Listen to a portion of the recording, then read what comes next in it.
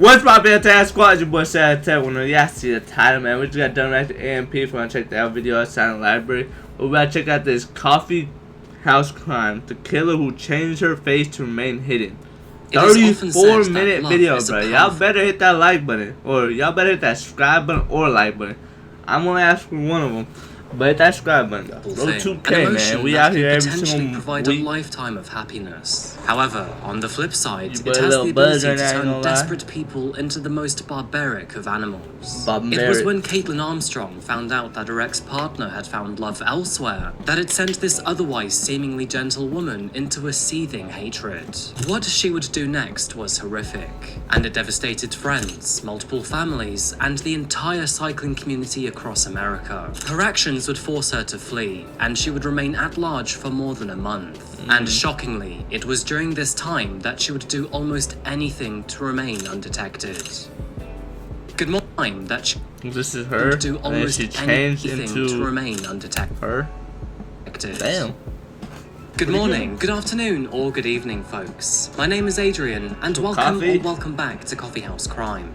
Today we're looking at the case of Mariah Wilson. Our story today looks at the lives of If the fan is too loud, I'm sorry. If my window fan's too hot. Colin Strickland and Caitlin Armstrong, and how their encounter would unfortunately lead to a world of tragedy. However, it was what Caitlin did after the fact that would quite simply baffle millions. By the way, and just to let you know, that I post true crime and strange cases here on a weekly basis. Yep, we're so here if weekly. that does sound like your kind of thing, please consider subscribing to the channel. And now, with that said, please grab yourself a coffee, pull up a seat, and get ready for the deep dive. This is the case of Mariah Wilson.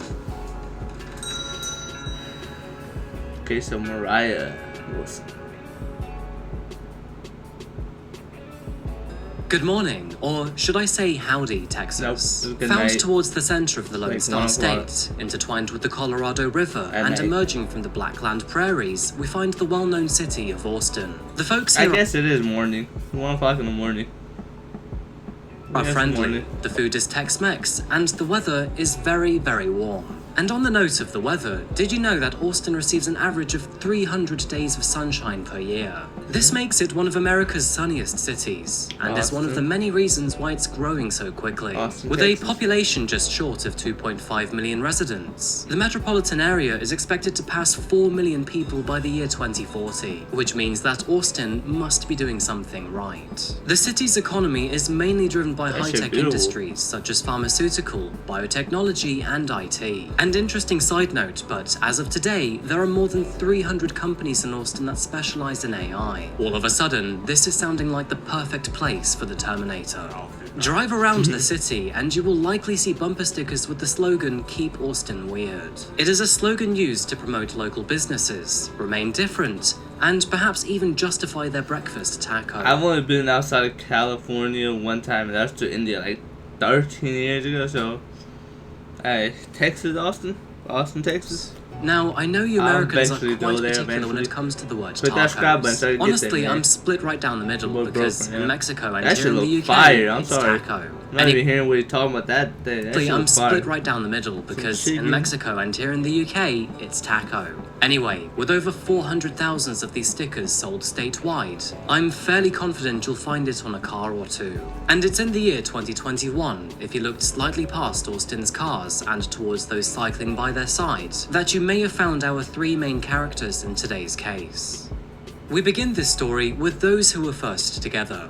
Colin Strickland and his girlfriend Caitlin Armstrong. Born on November the 21st, 1987, Caitlin grew up in Livonia, Michigan. Attending Stevenson High School, classmates described her as outgoing and friendly, but sometimes bossy. She was best described as a red-headed, athletic teenager who excelled in volleyball as well as track and field. And to add to this, she also briefly played basketball. She also won Best Hair in the Hooper, And to add to this, she also briefly played basketball. She also won Best Hair in the class of 2005. Clearly a cut above the rest there. Anyway, Caitlin went on to attend Schoolcraft College before attending Eastern Michigan University. However, it was after working in finance for several years that she decided to change careers and become a licensed realtor. In her spare time, she also taught yoga. And maybe this is where the red flags initially began to appear. Because does anybody know a perfectly sane yoga teacher? No, I thought not. It was in October 2018 that so I can't answer that question. Caitlin met a man on the dating app Hinge, and his name is Hinge. Colin Strickland. I've heard of Born it. on November the 7th, 1986, Colin was a native of Johnson City in Texas. Colin spent his childhood on a farm on the outskirts of the city, where he became fond of the outdoors and eventually learned to ride a bike on the gravel roads. Okay. He loved his music and his art, and was described as an eccentric young man. And damn, big ass forearm, small ass bicep, like that shit go all the way out and then goes all the way back in. I'm not saying bicep, but I don't know. Your shit not wide. Growing up on an organic farm, he was very conscious about the sourcing of his food. That's crazy. By the time he had turned 25, Colin had started professional bike riding as a member of the Red Bull athletic community. He won his first cycling race after college and went on to compete internationally. And nowadays, with over 40,000 followers on Instagram, he has become a very popular figure within the cycling community. 40K? Caitlin and Colin appeared to have a very happy and healthy relationship with each other, which was backed up by a mutual hobby and many shared friends. Things became more serious as time went by, and by the year 2021, following a freak plumbing accident in her apartment, they moved in together. However, despite these positive signs, cracks began to form in both Colin's and Caitlin's relationship, and by October 2021, they had come to a breaking point. They ultimately called things off, but despite the breakup, they still had to live together. And neither of them seems to have a problem That's with awkward as hell. You break up with someone, you gotta still live. That shit is awkward as hell. Imagine getting a fight. Bro, nah, bro. Imagine getting an argument and you have to see that person again. It's different when it's family, when it's brothers, mother, daughter, dad, or something like that. But it's like, it's someone you not in the family with, like, that shit is different. Breakup, they still had to you live together. argue with this person, bro, nah. And neither of them seems to have a problem with rebound relationships. It is reported that after breaking up, they moved into separate bedrooms within the house. And they brought However, people in. Caitlin started to have relationships and sex with multiple men she met. That's what I'm saying. Your brothers and your dad and your daughters, everyone in the family not gonna do nothing like that shit. So you can argue with your brother and shit like that, or your dad and all that, but eventually you're gonna get over it. But like someone you have a relationship with, hey, they gonna be petty, my boy, and you have to live in the same. Oh no, nope. Now this did hurt Colin. However, he wasn't remaining sexually abstinent either. And it's here that a woman named Mariah Wilson enters the story. Oh shit! Mariah about to die. Mariah was born on May the 18th. I was like, where the fuck did Mariah come 1996 to her parents Eric and Karen Wilson, and by her side she had one brother named Matthew. Mariah grew up in a small town named Kirby, which is found in the northern half of Vermont. Life here was filled with greenery and the great outdoors. As you can imagine, Vermont is a beautiful part of the world to live in. From a very early age, Mariah displayed a perfectionism that often overwhelmed her. It was in middle school that her parents found a therapist to help her manage her highly driven personality. But this determination would remain, and would further help her to achieve amazing things in life. Okay. She went on to graduate from... I'm trying to, like, this the loudest it goes, bro. It's kind of quiet, I ain't gonna lie to you. That sound kind of loud for me, hopefully I don't hear it. From Burke Mountain Academy in 2014, before completing her degree in engineering from Dartmouth College in 2019. And with this strong education in the bag, the world really was at her feet. Mariah loved to travel. She enjoyed writing in her spare time and was an aspiring cook. Tacos and maple creamies were her favorites. Separately, not together, of course. Then again, no judgment if you desire a Frankenstein of a combination. Coming from an athletic family, Mariah was passionate about sports and the great outdoors, even from a very young age. She would go on to find her hobby in cycling, something that would eventually change from a passion into a profession. You see, much like myself, Mariah decided that engineering was not the job she wanted.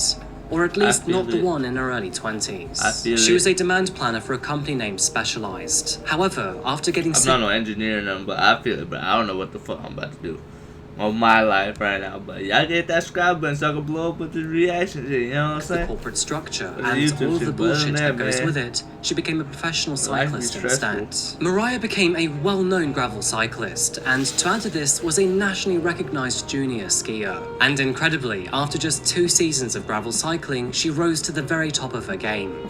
winning numerous victories in both gravel and mountain races. Now, as we all know, the COVID-19 pandemic happened from 2020 through to 2021 and beyond. As a result, that shit crazy. I'm sorry to pause it again, but that shit was 3 years ago. COVID started 3 years ago. That shit, like, in the moment, it was like, damn, it just crazy to think about. Like, the whole world was shut down for like 2 and 3 months, bro.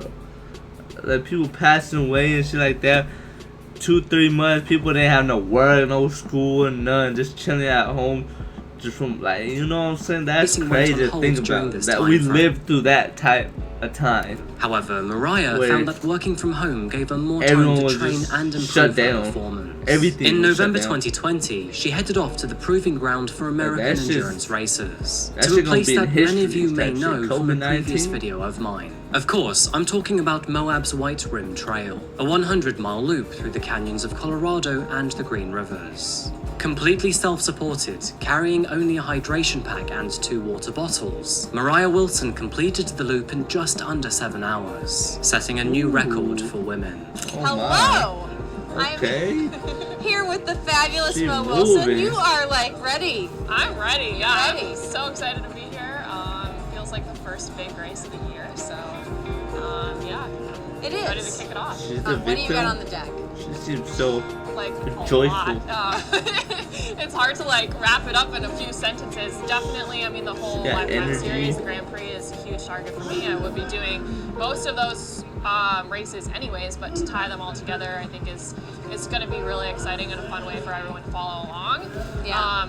And yeah, I like the mixture of mountain. I'm sorry, but I like how you got this whole TV shit, bro. But her, bro, she got a lot of energy. Not energy, like. And gravel. She's the victim because I love both, and it's been hard for me to categorize myself as one or the other, sort of. So I'm really excited for that, and then got a couple, just like a lot of the other big gravel. Confused events, like why. Rule of 3, gravel locos, some stuff in Vermont Overland. Like, so she got. I'm assuming she got jealous of about trying to do a little bit him more bringing her in. I might do like mountain bike nationals. And then she got jealous. Not on a big gravel weekend, so it is hard to do it all because there's quite a bit of overlap, but yeah. Well, if you're in it, you might as well be in it to win it, right? Definitely. Why not? Going all in. This victory established herself as a rider to watch heading into 2021. And moving to the month of October, after moving to Austin, Texas, she was set to become more famous in her sport. However, that wasn't the only attention she was receiving, as during this very month, she walked into the gaze of newly single Colin Strickland. It was a Thursday night, and both Mariah and Colin were at a local cycling event. Both of them had recently broken things off with their former partners. Colin and Caitlin had separated. The difference is Colin and Caitlin are living in the same goddamn house. And as for Mariah, she had called things off with her boyfriend too. Things between the two quickly began to heat up after this. No fault to either of them, as they both seemed emotionally ready to move on. But one thing that Colin didn't quite realise is how much this was hurting Caitlin. Now, Caitlin was not scared to show this either. She had somehow managed to find Mariah's number, and in the following weeks and months, how the fuck do you find someone's number like that? That's crazy. She had somehow managed to find Mariah's number, and in the following weeks and months, she began to threaten and harass her. This harassment ended up becoming so severe and frequent that Mariah was forced to block Caitlin from her phone. She also further begged. Yeah, she blocked her. Did she know she pretty much, like, she live in the same house as the man you're talking to? Like, I'm pretty sure she don't know that. Like, Colin to persuade her to stop with all of the messages. Unfortunately, all three were heavily into cycling and were now sharing the same friendship group too, which is something that made the situation increasingly awkward. And sadly, it wouldn't get any better. The relationship between Mariah and Colin was apparently a very short-lived one. And allegedly, Colin called things off after just a week or two of them dating. Both he and Caitlin would eventually rekindle their relationship too, and eventually got back together. This was despite Caitlin's rather unusual behaviour against Mariah and the casual flings she had in between. Colin and Mariah reverted back to friendship too, apparently. However, unknown to Caitlin at the time, they would still casually meet up in private. Now, Caitlin was not okay with shit. Yep. That is not like this, and apparently Colin had changed Mariah's name in his phone book to something entirely different. And as their secret relationship began to form again, Caitlyn began to doubt. And eventually, and still allegedly, she would react in the worst possible kind of way.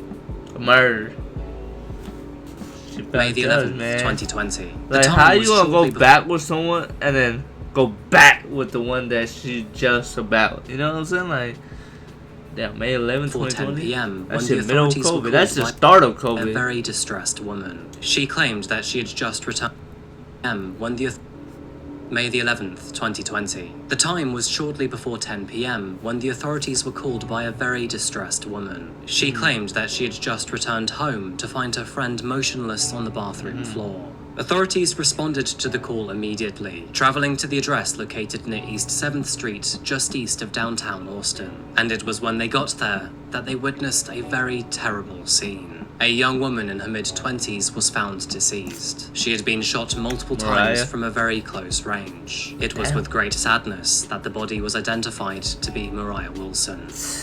Tonight, we're learning the victim of a deadly shooting in East Austin earlier this week was a well-known cyclist who was supposed to take part in a mountain bike race in the hill country today. Anna Wilson, better known by her middle name Mariah, was pronounced dead on Wednesday night at home on Maple Avenue near 18th Street. Austin police were called there after a friend of Wilson's returned home to find the 25-year-old unconscious with gunshot wounds. APD has identified a person of interest and does not believe the shooting was random. They're urging anyone with information or video of what happened to give them a call. Now, according to the cycling magazine Velo, Wilson was in Texas ahead of today's gravel low-coast race. I know that Colin dude, whatever his name is, he feeling bad because the girl who killed her gonna get caught eventually in the story, and he about to lose two of his girls. Like, you could have just stuck with one, my boy. If you didn't want to be with the killers, you could have went with Mariah and just moved somewhere and type shit. You know what I'm saying? Like, where she was a favorite to win. You got one kill and one arrested. Family saying she was, quote, always pushing tirelessly to reach her goals. We knew she was pursuing that which she loved. The family adding, we know Mariah would want the event to carry on. Of course. An autopsy later confirmed that Mariah's death was, to no one's surprise, a homicide. She had sustained 2 gunshot wounds to the head and 1 to the chest. It was noted that all 3 shots occurred after she was already lying supine on the floor, meaning that she was lying down facing upwards. Mariah's death sent shockwaves through the city of Austin and the wider cycling community. With her friendly nature and rise in popularity, she was a face that many already knew of. To those who personally knew her, Mariah's death made absolutely no sense at all. She was kind, friendly, and well-natured, and never made enemies with anyone. That was, of course, not including Caitlyn. Mariah never wanted to upset anyone. However, this weird love triangle of course brushed Caitlyn the wrong way. And so, with that said, people began to speculate. What was concerning is that Caitlyn had even expressed her desire to kill Mariah in the weeks leading up to her murder. And now, with Mariah dead, the spotlight was put very brightly on her face. What do you mean by that? What you mean by that, my boy? Now, with Mariah dead, expressed her desire to kill Mariah in the weeks leading up to her what murder. did she say? And now, with Mariah dead, the spotlight was put very brightly on her face. You know what I'm saying? Like, when did she say that? And what did she say? Back at the crime scene, officers observed multiple shell casings on the floor which were found near the body. The firearm was not immediately visible and was therefore likely to be taken by the assailant. The front door was unlocked, and although her bike had been stolen, it had been tossed in a thick grove of bamboo only 70 feet from the property. Since Mariah was staying at her friend's house, it would be up to her friend to help answer a few questions for the authorities. And thankfully, she would undoubtedly be of great help. Since her property was accessible by an electric lock, Maria was given a unique code to get in. And since all lock notifications were sent to her friend's phone, police officers were able to tell when exactly Maria entered and exited the property. As investigators began to piece all available evidence together, they realized a few interesting things. It turns out that, earlier that evening, Maria and Colin went swimming together at Deep Eddy Pool, with Maria leaving the property at around 5:55 p.m. After their swim, the two ate at a local restaurant, before Colin then dropped her off at a friend's home before making his own way back to his house. It was at 8:36 p.m. that a friend received a notification to indicate the door had been unlocked, thus highlighting that Maria had safely returned home. Colin quickly left after dropping her off. He never entered the property, and that is where the night's events should have ended. However, unknown to both of them at the time, Caitlin had actually been stalking the pair. Evidence indicates... Ooh, shit. That's what I'm saying. You just rekindled something with Caitlin. I'm not justifying what she did. Fuck no. I'm just saying, my boy, you gotta pick one or the other, bro. I ain't gonna lie, a lot of people out here cheating, but like, they don't justify murdering though, but like, I'm just saying that she followed them for at least the second half of their outing. And home surveillance footage from a neighbouring residence shows Caitlin's black Jeep driving by the property at 8:30. Footage from a date that she followed them for at least the second half of their outing. And home surveillance footage from a neighbouring residence shows Caitlin's black Jeep driving by the property at 8:37 p.m. The SUV was very distinct. It had a large bicycle rack mounted on the hitch, a luggage rack mounted on the roof, and chrome around the windows. Come on, furthermore, Caitlin's Jeep then appeared to stop next to the residence. This information would not do her any favors. Investigators executed a search warrant at Caitlin's and Colin's home, and upon arriving, they identified the exact same SUV they'd seen in the surveillance footage. They ultimately confirmed that one of the guns found inside the home, a 6-hour handgun, was in fact the murder weapon, and the shell casings found within the handgun were an extraordinarily close match to those found at the crime scene. Although Colin was at the property when police arrived and remained to be very cooperative with officers, Caitlin was nowhere to be found. This of course leaving her boyfriend in very hot water. The man agreed to be interviewed by police officers, where he then came clean about his love affair with Maria Wilson.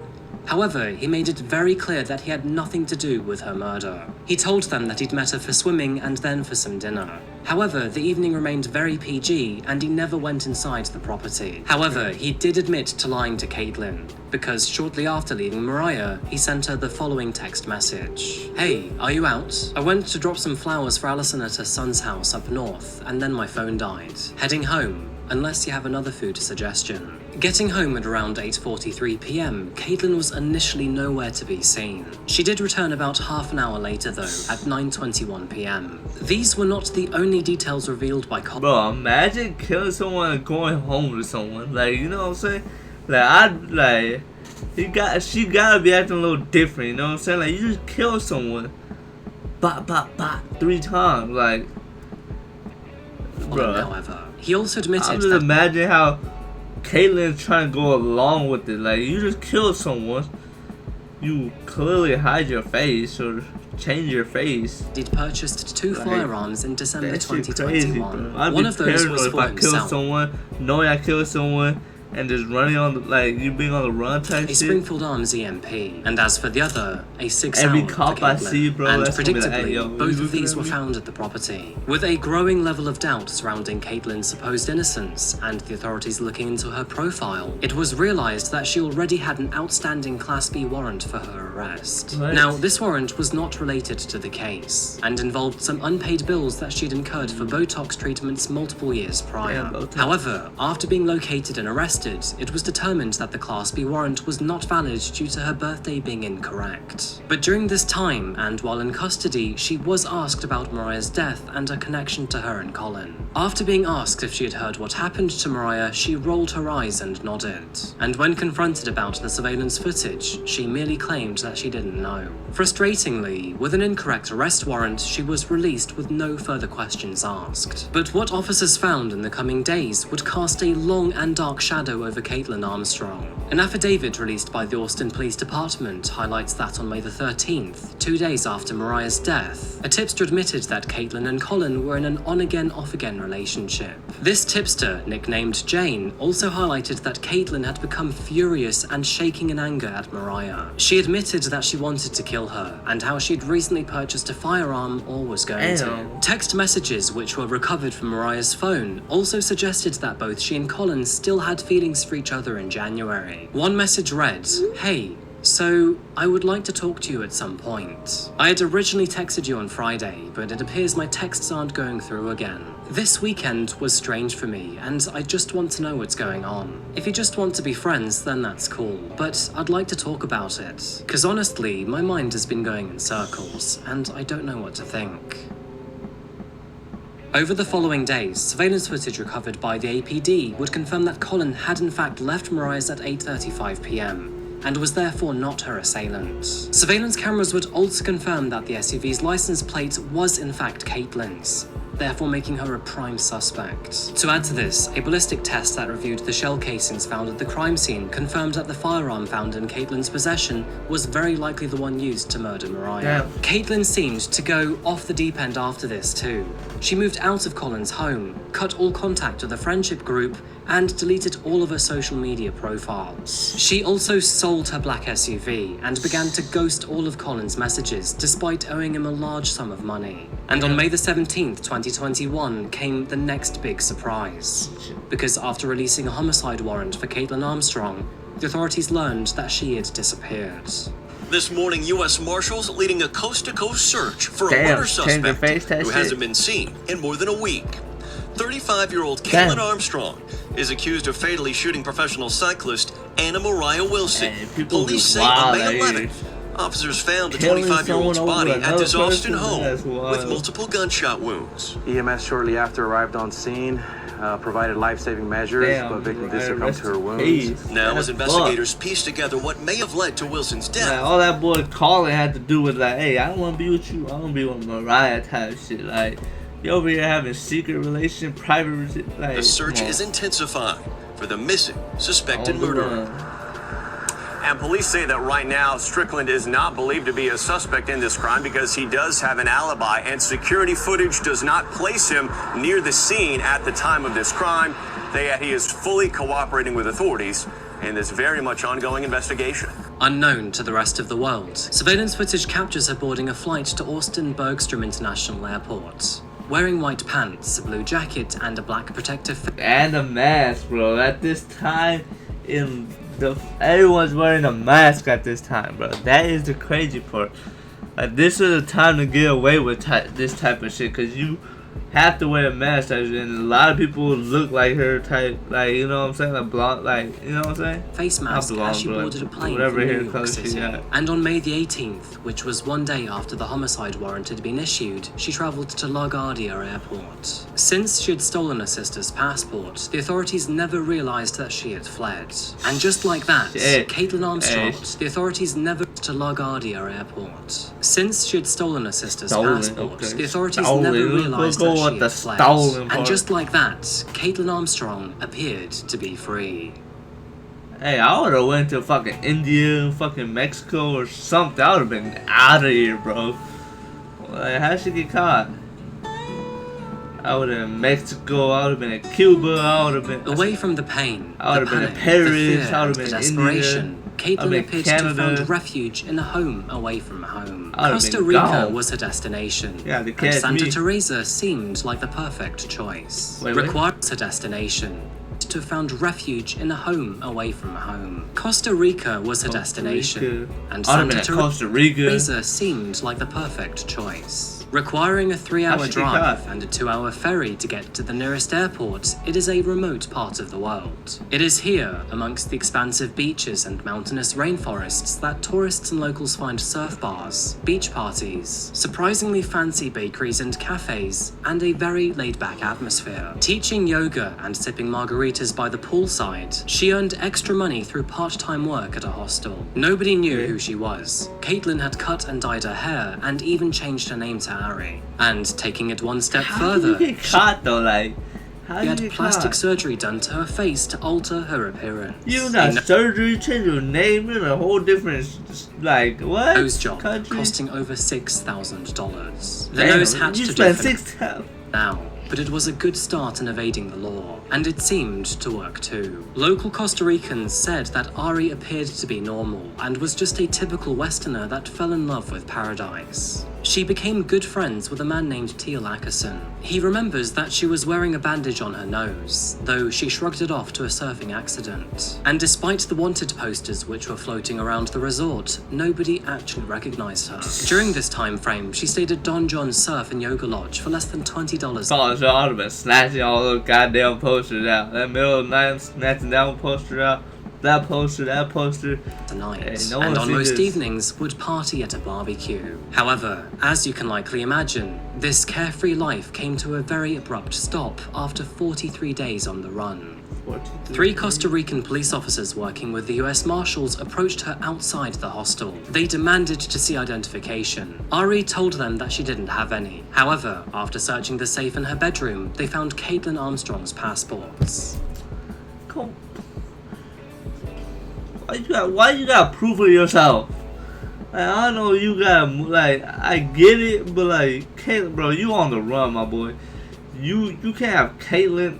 Come on, bro. And at long last, her cover had finally been blown. Authorities finally captured Caitlin Armstrong in Costa Rica. You may recall she's accused of shooting to death elite cyclist Anna. I'm not mad about her getting caught because she killed someone, bro. I'm just like, bro, that's a dumb mistake. Like, you already, like... in Austin, Texas. Authorities say the killing could have been because Wilson previously dated Armstrong's boyfriend. U.S. Marshals were searching for Armstrong for 6 weeks. The big break came when they said she used a fraudulent passport to board a flight at Newark Liberty International Airport back on May 18th. Now she's finally in custody. Arenda Kay has been on the story from the start, joins us tonight with the latest. So what have you learned about how they caught her? Well, Anderson, the U.S. Marshals knew that Caitlin Armstrong was at Newark Airport on May 18th, 1 week after that murder. They just didn't know if she had boarded a flight. Well, now they know. They know that she flew from Newark Airport to San Jose, Costa Rica. They know that because they were doing interviews with Southern California, bro. From Newark Airport to San Jose, Costa Rica. They know that because they were doing interviews with people, and they were told that she had been using someone else's passport, someone that I'm told by the U.S. Marshals that she resembled. So she looked like the person in that passport, and she was passing herself off as that person. So once they knew that, I'm told with the help of Homeland Security, they went through the passenger list at Newark Airport. On that day, they were able to pinpoint that person's name, the rightful owner of that passport. They saw that a ticket had been bought, a one-way ticket to San Jose, Costa Rica, in that person's name.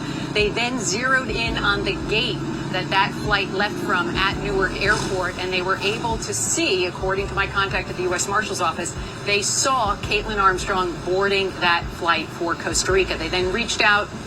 Right, what is she thinking in this moment right here? She got a mask on, she's like, damn, I'm about to go Costa Rica type shit. I just killed someone. I just seen someone die, bro. I just shot to the Costa Rican authorities, who then were able to locate her in a hostel. They arrested her there. She was picked up on an immigration violation for using a fraudulent passport to enter the country of Costa Rica. She's going to be extradited back to the United States. She'll face that murder charge in Austin, Texas, which occurred on May 18th. And then on top of that, Anderson, she'll face a federal charge for unlawful flight to avoid prosecution, Anderson. After being at large for a total of 43 days, Caitlin Armstrong was apprehended by the police and returned. Think about it, you free for 43 days. You think you're in the clear, because 43 days is kind of a lot. Because think about it, for the first 5 days, like, damn, am I going to get caught? It's been a month, you haven't got caught yet. It's been 43 days, and you finally get caught on some bullshit. The United States. She is now awaiting her trial. And so with that said, this case is still ongoing. She was arraigned on July the 21st, 2022, where she herself pleaded not guilty. And although her trial is supposed to be happening right now, it has been rescheduled to October 2023. She is also being held on a $3.5 million bail. I got you, which, personally speaking, is one of the highest I've seen in a very long time. Given the nature of this case and the amount of information already publicly available, I thought it would be a sensible idea to cover it now and see what sort of discussion comes out of it. And by the way, there is plenty to talk about. I'm gonna be here weekly in October, not too far from now. get there, here are a few interesting side notes. First of all, Colin did not murder Mariah. Neither was he involved in planning her death. This is a fact. But what officers do find interesting is how much he supports Caitlin's character. While being interviewed, he described her in the following way. Do I think Caitlin could kill somebody? No. No, I don't. If I thought she was physically capable of hurting another human, I would have extracted myself immediately from that situation. I had no indication she could be capable of anything like that. I would say she is one of the least volatile people that I've ever met, and that's why it's so absolutely shocking. She had sides to her personality that I don't think she shared with anybody. I had no indication of anything like that. Now, Caitlin is regularly described as a docile and peaceful woman, saying that, if these words really were true, I don't think she would have told a friend that she wanted to kill Mariah, nor would she have made the decision to buy a firearm at the exact same time. It is alleged that, after murdering Mariah and returning home, Caitlin approached Colin and then initiated sex. Different to her usual self, Caitlin approached Colin. Damn, you just killed. What the fuck? You just killed someone and you had sex, bro. She is crazy. But I'm just like, she knew her time was running out though. She was like, hey, might as well get it in. It's alleged that after murdering Mariah and returning home, Caitlin approached Colin and then initiated sex. Different to her usual self, she was very forceful and dominating. And although Colin didn't mind at the time, he eventually realized why she behaved forcefully. And of course, that realization left him traumatized. He was her trophy, and she was claiming her prize. Although Caitlin has not yet stood trial, and she has a right. That is hella different from this fucking picture right here.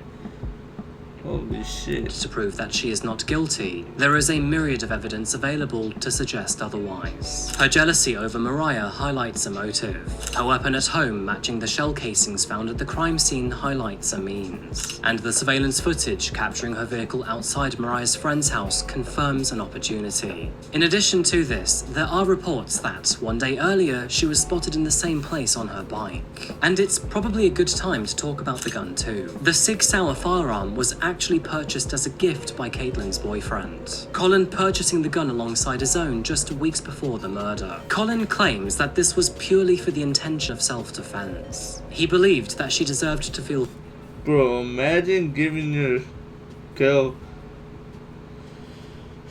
a gun that she uses to shoot the person you privately, bro. Damn. Safe when alone, and obtained the gun for her as a result. Whether this was legal or not, there seems to be many opinions on this one, especially considering the circumstances. And by the way, just a few days before Mariah's death, Caitlin headed to a fire range to practice using this gun. Selling her vehicle immediately after Mariah's murder for $12,000 is very suspicious. Telling friends that she wanted to kill her is very coincidental, and buying the firearm shortly before demonstrates that she may have had a plan. It is obvious that Caitlin is up against some very solid evidence. However, her defense team hoped to challenge and overcome these hurdles later this year. Her lawyers have also fought back, demanding for various articles of evidence to be excluded from trial. This includes her arrest warrant, interrogation footage, and much more. Though, sucks for them, all of these motions have been denied. They also claim that she was not properly read her Miranda rights, and that she has faced corrupt officers who have been against her from the very beginning. Her team have said that the officer who wrote her police affidavit is, quote, a misogynist who has written a fictitious story portraying Miss Armstrong as a jealous woman scorned by Mr. Strickland. Her lawyers have also claimed that she left Austin legally, and that her flights and changes to her appearance were decisions driven by fear of her boyfriend, Colin. So, the big question on everyone's mind is, did Caitlin do it? Yes. Is there enough information publicly available to confidently say yes? I would say yes. And do they have any more evidence privately at their disposal? Whatever that outcome may be, nothing can be done to bring Mariah Wilson back. An incredible young woman at the very beginning of a successful career. Reading many reports, tributes, and obituaries online, it is obvious that Mariah was and is a much loved woman. For this. Honestly, you should just, you have, at that point, you gotta pick one or the other, but bro, you gotta move out or something, my boy. Her achievements at if you're doing the some private shit like that, bro, you gotta move out. age of 26 are honestly quite remarkable. And her interviews with many reporters highlight that she had a very modest and humble demeanor to go with it. Mariah made a lasting impact on the cycling world as the fastest rising star in gravel racing, not only for her mountain biking and gravel racing strengths, but for her friendly and approachable personality too. She always pushed tirelessly to reach her goals, and was pursuing what she loved most around the same time she met her end. I hold a lot of respect for her. Seeing someone so dedicated and passionate about their hobby is always a wonderful thing to see. She was talented, intelligent, fast, gentle, focused, and graceful. She had an inner strength that is so rare to see in any human, especially one as young as 26. Naturally, Mariah's family and friends were devastated by her untimely death. In a statement, they said, "There are no words that can express the pain and suffering that we are experiencing due to this senseless, tragic loss." As her community liked to describe her, she was all light and laughter. A perfectly fitting statement for a bright, friendly young woman.